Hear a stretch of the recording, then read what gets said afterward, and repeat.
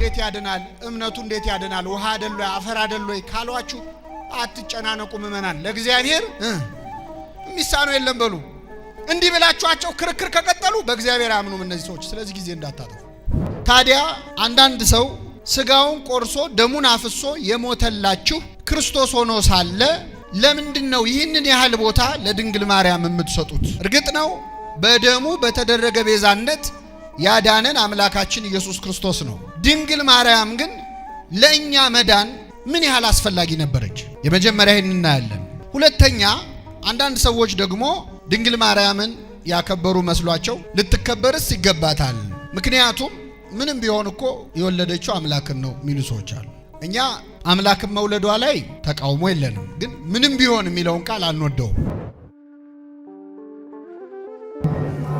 ወወልድ ወመንፈስ ቅዱስ አሐዱ አምላክ አሜን።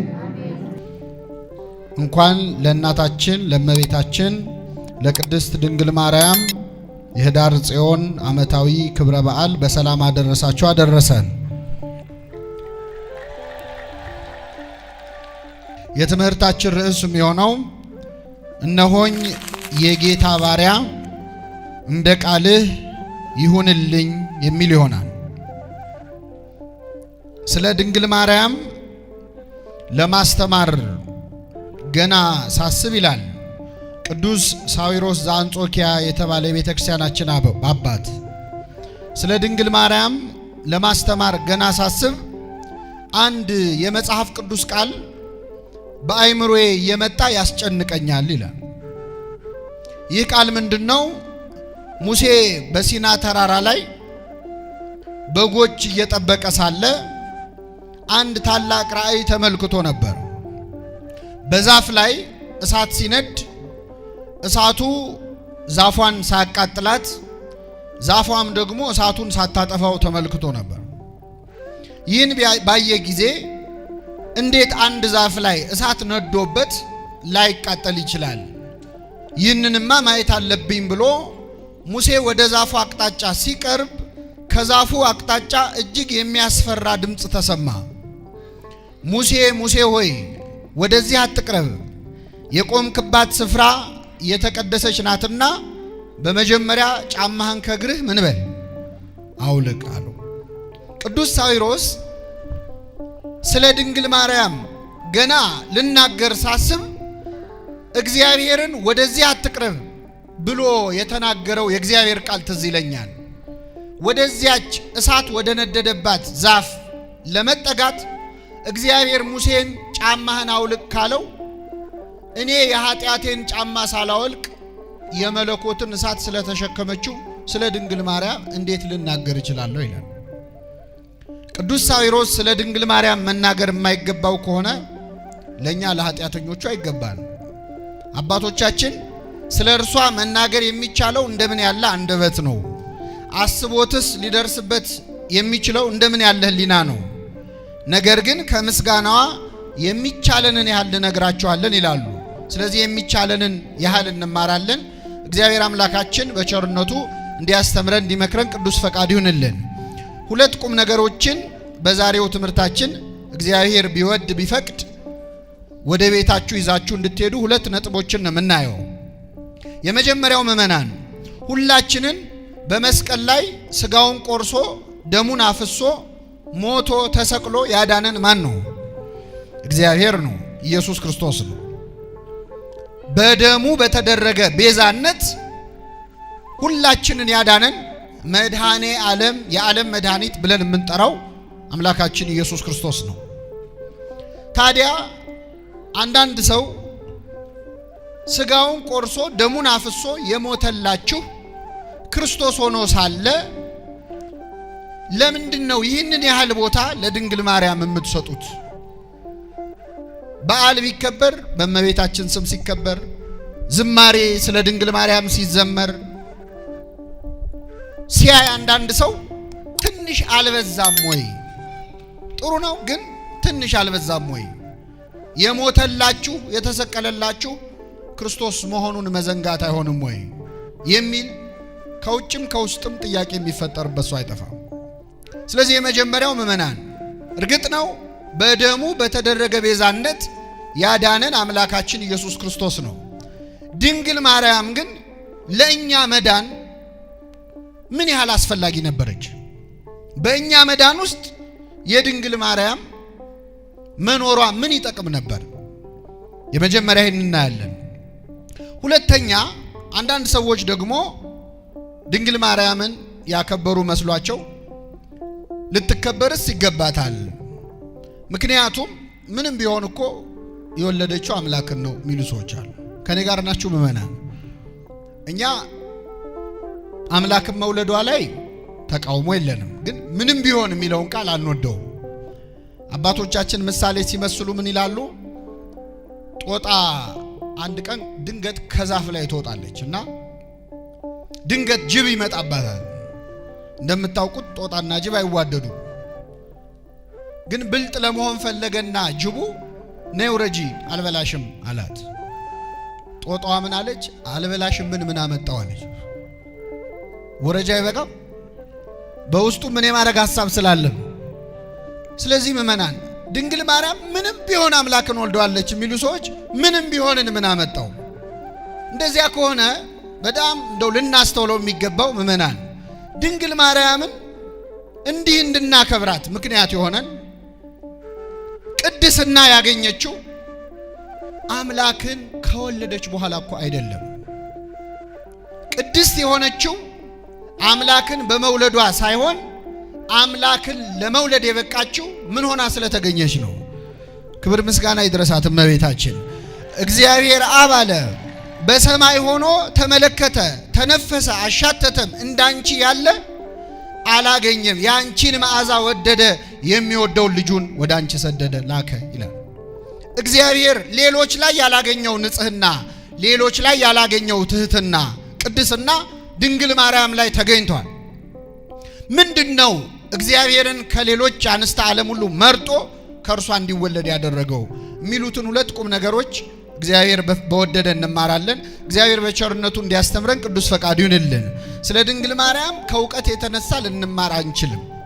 ቅዱስ ያዕቆብ ዘስሩግ የተባለ አባት ድንግል ማርያምን የተሰጣትን ክብር መግለጥ ማለት ይላል አንድ ሰዓሊ ፀሐይን ለመሳል ቢፈልግ ከነ ብርሃኗና ከነ ሙቀቷ መሳል ይችላል? አይችልም። የፈለገ ጎበዝ ሰዓሊ ቢሆን ከነ ብርሃኗ ካመጣት ቀልጦ ይሞታል፣ አይችልም ራሱ። ስለዚህ ፀሐይን መሳል ይቻላል፣ ከነ ብርሃኗ ግን መሳል አይቻልም። ስለ ድንግል ማርያምም መናገር ይቻላል፣ በተሰጣት ክብር መጠን ግን መግለጥ አይቻልም። እግዚአብሔር እንደወደደው እንማራለን። እግዚአብሔር በቸርነቱ እንዲያስተምረን ቅዱስ ፈቃዱ ይሁንልን። የመጀመሪያው ምእመናን ድንግል ማርያም በእኛ መዳን ውስጥ ያላትን ድርሻ እዚሁ የሉቃስ ወንጌል ምዕራፍ 1 ላይ እናገኘዋለን። ከዚያ በፊት አንድ ጥያቄ ልጠይቃችሁ። ድንግል ማርያም አምላክን ከመጽነሷ በፊት እንደምትጸንሰው ቀድሞ ተነግሯታል ወይስ ጽንሱን አይታ ነው ያወቀችው? አቤት ማን የነገራት? አባ ጊዮርጊስ ዘጋስጫ የተባለው ሊቅ በመጽሐፈ ምስጢሩ አስቀድሞ ባይነግራት ኖሮ ትታወክ ነበረ። በዚያ ላይ ነፃ ፈቃዷን መጠበቅ አለበት። ስለዚህ እግዚአብሔር ዝም ብሎ አይደለም የተጸነሰው።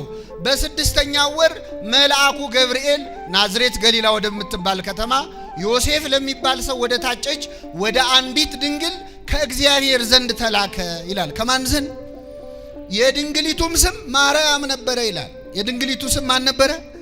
ብሉይና ሐዲስ ይነጋገራሉ። ነቢየ እግዚአብሔር ኢሳይያስ እነሆ ድንግል ትጸንሳለች ወንድ ልጅም ትወልዳለች ብሎ ነበር። ቅዱስ ሉቃስ ተቀበለውና የድንግሊቱም ስም ማን ነበር አለ? ያቺ ትጸንሳለች የተባለችው ድንግል ስሟ ማርያም ነበረ። መልአኩ መጥቶ ወደ እመቤታችን በፊቷ ቆመ። መልአኩም ወደ እርሷ ገብቶ እንዲህ አላት፣ ደስ ይበልሽ ጸጋ የሞላብሽ ሆይ ጌታ ከአንቺ ጋር ነው። አንቺ ከሴቶች ተለይተሽ ምን ያልሽ ነሽ? የተባረክሽ ነሽ። ልብ አድርጉ፣ ገብርኤልን የላከው ማን ነው? ምእመናን፣ ገብርኤል የሚናገረው ማን ተናገር ብሎ የላከውን ነው። ስለዚህ ምእመናን የድንግል ማርያም ምስጋና ገብርኤል ይናገረው እንጂ ከፍጡራን የመጣ አይደለም፣ ከእግዚአብሔር የመጣ ነው። ከበላይ እንደተላከ እኮ እንደ ባለስልጣን በቁጣ በኃይለ ቃል አይደለም የተናገረው። ወደ ጉዳዩም አልገባም ቅዱስ ገብርኤል። ገናናው መልአክ ቅዱስ ገብርኤል በ15 ዓመቷ ብላቴና በድንግል ማርያም ፊት ቅዱስ ገብርኤልን እኮ እናውቀዋለን። መላእክት ቀደምት ከዋነኞቹ አለቆች አንዱ ገብርኤል የባቢሎንን እሳት ያልፈራው ያ እሳታዊው መልአክ ቅዱስ ገብርኤል በድንግል ማርያም ፊት አደግድጎ ቆሞ ጸጋን የተሞላሽ ሆይ ምን ይበልሽ አላት? ደስ ይበልሽ አላት። ጌታ ካንቺ ጋር ነው፣ አንቺ ከሴቶች ተለይተሽ ምን ያልሽ ነሽ? ይህንን ምስጋና አቀረበላት ለእመቤታችን። የሚገርመው እዚያው ምዕራፍ ላይ ቅዱስ ገብርኤል ወደ ዘካርያስ ሄዶ ስለ መጥምቁ ዮሐንስ መወለድ ነግሮት ነበር። ግን ሲነግረው ምንድነው ያለው? ዘካርያስ ሆይ ጸሎትህ ተሰምቶልሃልና አትፍራ ነው ያለው። ምንህ ተሰምቶልሃል? ጸሎት። ለምን? ዘካርያስ ብዙ ዓመት እግዚአብሔርን ልጅ ስጠኝ ብሎ ለምኖ ነበር። ያ የጸለይከው ጸሎት የለመንከው ልመና በእግዚአብሔር ዘንድ ደርሷል፣ ሰምቶሃል አለው። ድንግል ማርያምን ግን ጸሎትሽ ተሰምቶልሻልና ደስ ይበልሽ አላላት። ምክንያቱም እመቤታችን አንድም ቀን አምላክን ለመውለድ ጸልያ አታውቅም፣ አስባውም አታውቅም፣ በልቧም የለም እንዲህ ያለ ነገር። ስለዚህ የምስጋና ቃል አቀረበላት። ጸጋን የተሞላሽ ሆይ ምን ይበልሻል? ምን የተሞላሽ ሆይ። አቤት ምንድነው ጸጋ መሞላት? ቅዱስ ገብርኤል ምንድን ሁሌ ስለምንለው እውነት ሲደጋገም ኃይሉን እያጣ ይመጣል ይባላል። አንዳንድ ቃል ስንደጋግመው ተራ ቃል ይመስለናል። ጸጋን የተሞላሽ ሆይ ደስ ይበልሽ። መጽሐፍ ቅዱስ ስለ ጸጋ ምን ይላል? የጸጋ ስጦታ ልዩ ልዩ ነው፣ መንፈስ ቅዱስ ግን አንድ ነው ይላል። የየሰው ጸጋው የተለያየ ነው። ለአንዱ የመፈወጥ ጸጋ ይሰጠዋል፣ ለአንዱ የመጸለይ ጸጋ ይሰጠዋል፣ ለአንዱ የመማር፣ ለአንዱ የማስተማር፣ ለአንዱ የመተርጎም የማራቀቅ፣ ለአንዱ የዜማ ጸጋ አለው፣ ለአንዱ በድንግልና ጸንቶ የመኖር ጸጋ አለው፣ ለአንዱ ደግሞ ወልዶ ከብዶ አባት እናት ሆኖ የመኖር ጸጋ አለው። የጸጋ ስጦታ ሁሉ ምን ያለ ነው? የተለያየ ነው። ድንግል ማርያም ምን ይሆን ጸጋዋ? መመናን መጸለይ ይሆን? መፈወስ ይሆን? ቃሉን መናገር ይሆን? መስማት ይሆን? ድንግል መሆን ይሆን? መውለድ ይሆን? ምንድነው ጸጋዋ? ቅዱስ ገብርኤል ይሄ ነው ጸጋሽ አላላትም። ጸጋን ምን ያልሽ ሆይ እግዚአብሔር ለፍጡር ከሚሰጠው ጸጋ ከድንግል ማርያም ያስቀረባት አንድም ጸጋ ስለሌለ የጸጋው ማከማቻ ግምጃ ቤቱ እርሷ ስለሆነች ጸጋን የተሞላሽ ሆይ ምን ይበልሻል? ደስ። ሌላው ቀርቶ በጸጋ ከራሱ ከቅዱስ ገብርኤልም ትበልጣለች እመቤታችን። ቅዳሴያችንን አልሰማችሁ? ለሚካኤል ምሕረት ተሰጠው ይላል ደራሲው። ለሚካኤል ምን ተሰጠው? ለገብርኤልስ ወብስራት ለገብርኤል። ለገብርኤል ምን ተሰጠው? ለእመቤታችንስ ወሀብተ ሰማያት ለማርያም ድንግል፣ የሰማይን ሀብት ሁሉ ለድንግል ማርያም ሰጣት ይላል። ክብር ምስጋና ይድረሳት እመቤታችን። ለነ ገብርኤል ከሰጠው ጸጋ በላይ ጸጋ ያላት ነው። ጸጋን የተሞላሽ ሆይ ምን ይበልሽ? ደስ ይበልሽ፣ ጌታ ካንቺ ጋር ነው አለ። ማን ካንቺ ጋር ነው? ገና እኮ አልጸነሰችም። ሳትጸንሰውም ለካ ጌታ ከሷ ጋር ነው። ለምን? በማህፀኗ ሳትጸንሰው በፊት በልቧ ጸንሳው ትኖር ነበር። በህሊናዋ ጸንሳው ትኖር ነበር። ከቃሉ ከጸሎት ከመንፈሳዊ ህይወት ተለይታ አታውቅም። ስለዚህ በልብሽ የጸነሽውን አምላክሽን ካንቺ ጋር ያለውን አምላክሽን ደግሞ በማህፀንሽ ትጸንሽዋለሽ ሊላት ነው የቆመው። ስለዚህ አንቺ የተባረክሽ ነሽ ከሴቶች ሁሉ ተለይተሽ አላት። ይህን ምስጋና ሲያቀርብላት እርሷም ባየችው ጊዜ ከንግግሩ የተነሳ በጣም ደነገጠች። ይህ እንዴት ያለ ሰላምታ ነው ብላ አሰበች ይላል። ልብ አድርጉ፣ ያለ ዋጋ የተጻፈ ቃል የለም በመጽሐፍ ቅዱስ። እርሷም ባየችው ጊዜ ከንግግሩ የተነሳ በጣም ደነገጠች። መላእክትን ያዩ ሰዎችን እኮ እናውቃለን እኛ ምን እንደሚሆኑ። ይኸው መልአክ ቅዱስ ገብርኤል ትንቢተ ዳንኤል ላይ ስንሄድ ነቢዩ ዳንኤልን ሊያናግረው መጣ። ወደ ነቢዩ ዳንኤል በመጣ ጊዜ ቅዱስ ገብርኤል ዳንኤል መልአኩን ባየው ጊዜ ፈራው፣ ደነገጥሁ፣ ራሴን ስቼ ወደቅኩ፣ እንደ ሞተ ሰው ሆንኩ ይላል። መልአኩም አይዞ አትፍራ ብሎ አስነሳኝ፣ እየተንቀጠቀጥኩኝ ቆምኩ ይላል። ቅዱስ ገብርኤልን ያየ ዳንኤል ራሱን ስቶ ወደቀ ነው የሚለው። ማርያምም ገብርኤልን ባየች ጊዜ ራሷን ስታ ወደቀች የሚል አነበብን። እርሷን ባየችው ጊዜ ከምኑ የተነሳ ደነገጠች? ካነጋገሩ። ያስደነገጣት መልአኩ ነው ቃሉ ነው? ቃሉ ነው። ለምን እመቤታችን መላእክትን አይታ ልደነግጥ አትችልም? ለምን አቅፈው ደግፈው በክንፋቸው ያሳደጓት እነማን ናቸው? ቅዱሳን መላእክት ናቸው። እንደ ወት ቅዱስ ያሬድ አስተርአየ መልአክ ዘይኮነ ከመቀዲሙ፣ እንደ ወትሮ ያልሆነ መልአክ ታያት ይላል። ወትሮ ከምታውቀው ከፋኑኤል ሌላ ነው ያየችው ገብርኤልን። ስለዚህ መልአክ አያስደነግጣትም። የቃሉን አነጋገር አይታ ደነገጠች። ይህ እንዴት ያለ ሰላምታ ነው ብላ አሰበች ይላል። ተናገረች አይደለም። ምን አለች? አሰበች። እግዚአብሔር ያሳያችሁ። አንዳንድ ሰዎች ስለ ድንግል ማርያም በመጽሐፍ ቅዱስ እኮ ብዙ አልተጻፈም፣ እናንተ ነው የምትናገሩት ብዙ ይላሉ። እውነት ለመናገር ብዙ ተጽፏል አይን ላለው ሰው። ግን እንበልና ምእመናን መጽሐፍ ቅዱስ ላይ ስለ ድንግል ማርያም የተጻፈው አንድ አረፍተ ነገር ብቻ ቢሆን ያም አረፍተ ነገር ክርስቶስን የወለደችው ማርያም የምትባል አንዲት ድንግል ናት ብቻ የሚል ቢሆን ኖሮ እሷን ለማክበር ይበቃናል አይበቃንም? እስቲ ምን ቢጻፍ አምላክን ወለደች ከሚል በላይ ምን ሊጻፍ ይችላል? 30 ቅኔ ቢቀኙ ሐዋርያቱ ነቢያቱ ተሰልፈው ወለደችው ከማለት በላይ ምንም ክብር የለም። ግን ይገርማል። በመጽሐፍ ቅዱስ ድንግል ማርያም ያደረገችው ብቻ አይደለም ያሰበችው ሳይቀር ተጽፏል። ሐሳቧ ሳይቀር ተጽፏል። ይህ እንዴት ያለ ሰላምታ ነው ብላ ምን አለች? አሰበች። አንዴ እንዳይመስላችሁ ቅዱስ ሉቃስ እዚሁ የሉቃስ ወንጌል ላይ 2 ቦታ ጽፎታል።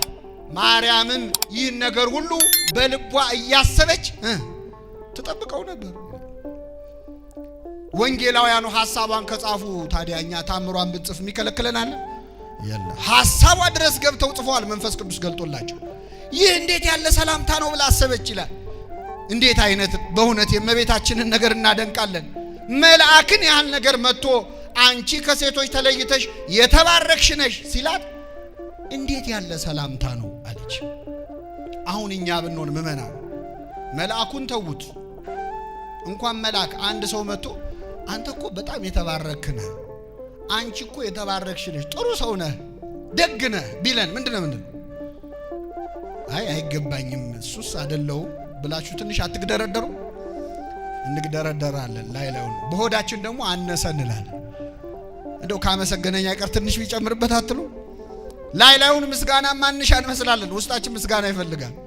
እውነተኛ እንደውም ትሁት የሚባለው ምስጋና ሲያመሰግኑት የሚከላከል አይደለም፣ ሌሎች ሲነቅፉት መታገስ የሚችል ነው። ቅዱስ ዮሐንስ አፈወርቅ ትሁት ኃጢአተኛ ነኝ ማለት ትህትና አይደለም ይላል። አሁን አንድ ሰው እዚህ ቆሞ እኔ ኃጢአተኛ ነኝ እኔ የረከስኩ ነኝ ቢል ወይ እንዴት ያለ ትሁት ነው እንላለን።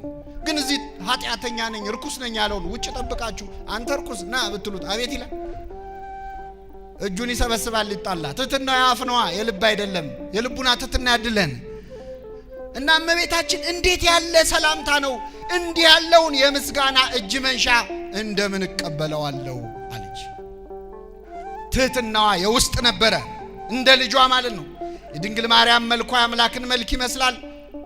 የድንግል ማርያም ሐሳቧ እንደ አምላክ ሐሳብ ነው ይላሉ አባቶቻችን። እሱ ሲያመሰግኑት እንዴት ያለ ምስጋና ነው ብሎ ከአንዱ ከእግዚአብሔር በቀር ቸር የለም እንዳለ እናቱም ይህ እንዴት ያለ ሰላምታ ነው ብላ አሰበች። መልአኩም እንዲህ አላት፣ ማርያም ሆይ አትፍሪ፣ በእግዚአብሔር ፊት ሞገስን አግኝተሻልና አላት። በማን ፊት? ምእመናን፣ እመቤታችን ክብርን ሞገስን ያገኘችው በማን ፊት ነው? አንዳንድ ሰዎች እናንተ ኦርቶዶክሳውያን የድንግል ማርያምን ክብሯን አብዝታችሁታል ይላሉ። ክብሯን ያበዛው ማን ነው? እኛ ልንጨምረው እንችላለን? አንችልም። ፀሐይ ብንሞቃትም ባንሞቃትም ሙቀቱ አይቀንስም። ድንግል ማርያምንም ብናከብራትም ባናከብራትም ማናከብሯታል? ስሟ የተመሰገነ ይሁን እመቤታችን። አትፍሪ አለ። የኔ የመልአኩ ምስጋና ነው የሚደንቅሽ፣ የኔ የገብርኤል ሰላምታ ነው የሚገርምሽ። በእግዚአብሔር ፊት ሞገስ እኮ አግኝተሻል። የኔን ተዩ፣ የኔን ደስ ይበልሽ ማለት ከሆነ ያሳሰበሽ፣ እግዚአብሔርም እኮ ሞገስ ሰጥቶሻል። ባለሟልነትን አግኝተሻል። እነሆ ትጸንሻለሽ፣ ወንድ ልጅም ትወልጃለሽ፣ ስሙንም ኢየሱስ ትይዋለሽ አሉት። ኢየሱስ የሚለውን ስም ጥዑም የሆነውን ስም ለዓለም ይዞ የመጣው ሰባኪ ወንጌል መጋቤ ሐዲስ ቅዱስ ገብርኤል ነው። አንዳንድ ሰዎች ኢየሱስ የሚለውን ስም ካለማወቅ ይመስላችኋል። እኛ እነ ቅዱስ ገብርኤልም አሁን የገብርኤል በዓል ስናከብር አንዳንድ ሰዎች እንዴት ኢየሱስን ትተህ ገብርኤል ታከብራ? ደግሞ ለገብርኤል ኢየሱስን ሊያስተዋውቁት ነው እንዴ? ለዓለም ኢየሱስ የሚለውን ስም ያመጣው ማን ነው? ቅዱስ ገብርኤል ነው። ሰባኪ ወንጌል መጋቢ ሐዲስ ቅዱስ ገብርኤል ነው። ስሙንም ኢየሱስ ትያለሽ። እንደውም አንድ ሰው ኢየሱስን ለማወቅ መጀመሪያ ገብርኤልን ማወቅ አለበት። አለዚያ ቤት በኩል አልፎ አገኘው ያስብላል። ስሙንም ኢየሱስ ትያለሽ፣ እርሱም ታላቅ ነው፣ የልዑል ልጅ ይባላል። ጌታ አምላክም የዳዊት የአባቱን ዙፋን ይሰጠዋል፣ በያዕቆብ ቤት ላይ ለዘላለሙ ይነግሳል፣ ለመንግስቱም ፍጻሜ የለውም ማለት። ማናዊ ታቦት ወላዲተ አምላክ በረከቷን ታሳድርብን፣ የሰማነውን በልቡናችን ያሳድርብን።